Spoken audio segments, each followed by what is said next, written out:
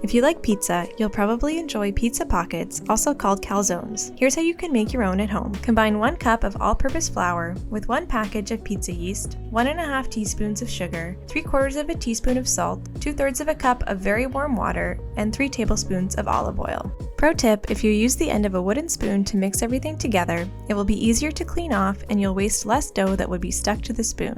Once that's well blended, add 3/4 of a cup more flour and use your hands to bring a rough dough together. Then transfer it to a clean working surface and knead for about 45 minutes until the dough is smooth and elastic.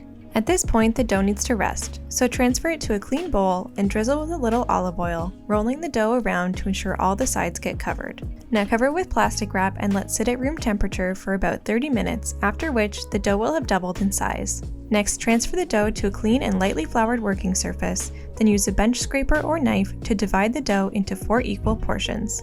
Form a portion into a ball by tucking the edges behind, then gently rolling it in your hands, then on a clean working surface. Gently flatten the ball into a circle with your fingers, then dust with a little flour and roll with a rolling pin. To help keep the dough in a circular shape, rotate the dough 45 degrees after every couple of rolls.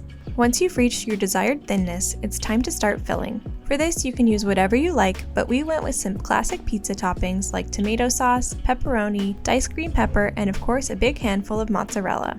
To help seal your calzone, brush the edges with a little water, then fold the dough almost perfectly in half, but leave about a ½ inch of excess dough on one side.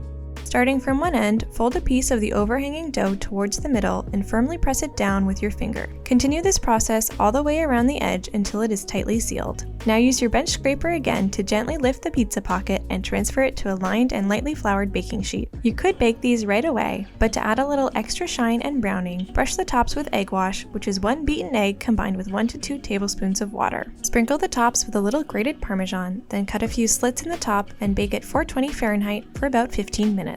When they're done, let them cool slightly to avoid burning your tongue, then enjoy. Subscribe to Dished for more pizza recipes.